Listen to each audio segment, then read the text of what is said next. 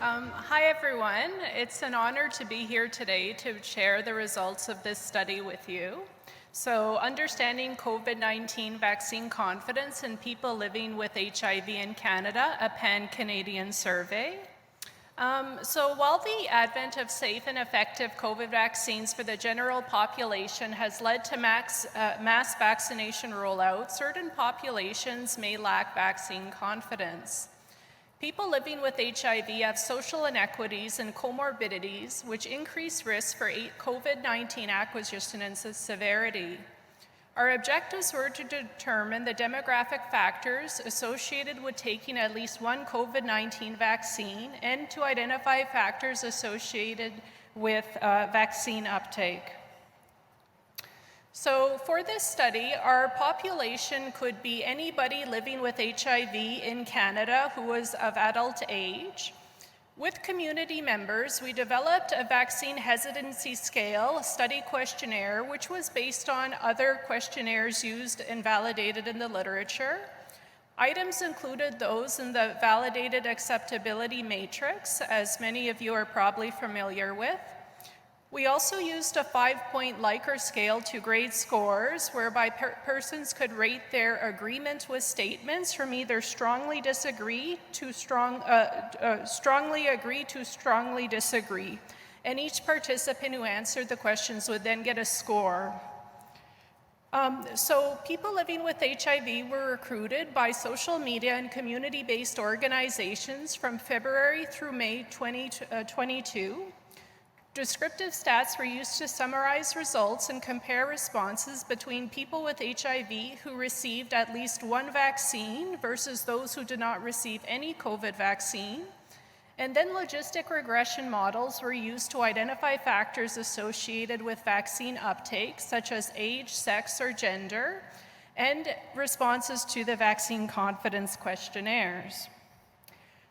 So based on our, we ended up having 259 individuals who had completed the survey and had completed the appropriate information for demographics that we could ensure results would be reliable.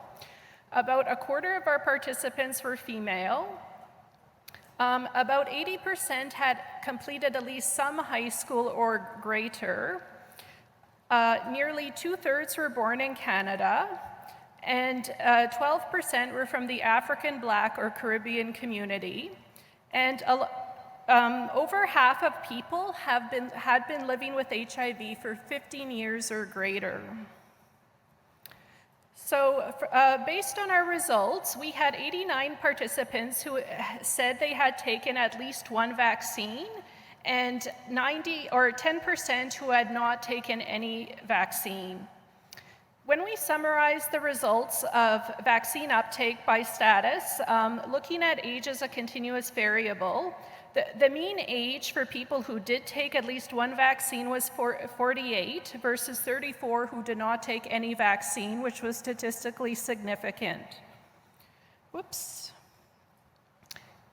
We then went on to look at univariate analyses, and we did a logistic regression model for various factors, including sex, age, being 55 years of age or greater, education, at least having completed university, and other factors such as people who inject drugs, people who use non-prescription drugs, being of African, Caribbean, or Black communities, being Indigenous, or being a man who has sex with men.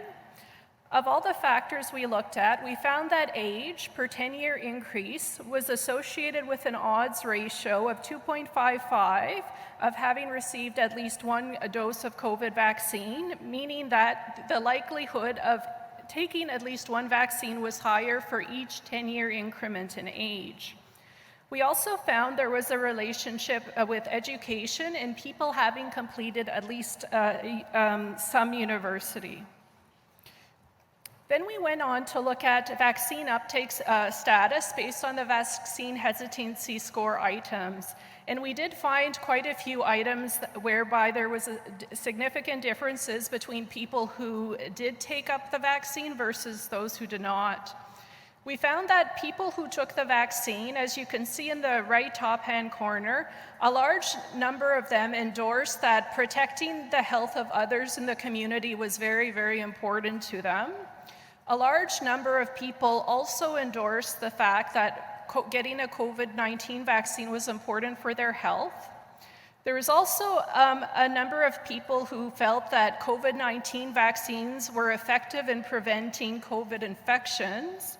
And the people in this study felt that COVID vaccines offered by the government program in their communities were an important element for good health. We also found that in this study that people did feel that the information they received from public health officials was reliable and trustworthy. And we found that people who felt that the pandemic would linger on for longer were more likely to uptake the vaccine than people who felt that the pandemic was likely to go away soon.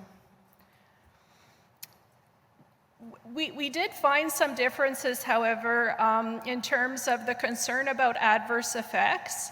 Here, more people were divided and more people felt a bit uncertain because there were some people who were quite concerned about serious adverse effects of the COVID-19 vaccine.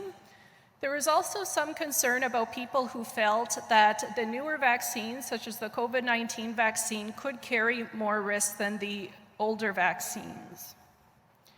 So in conclusion, we found that a majority of our participants felt that vaccination was important for both their health and the health of others in the community.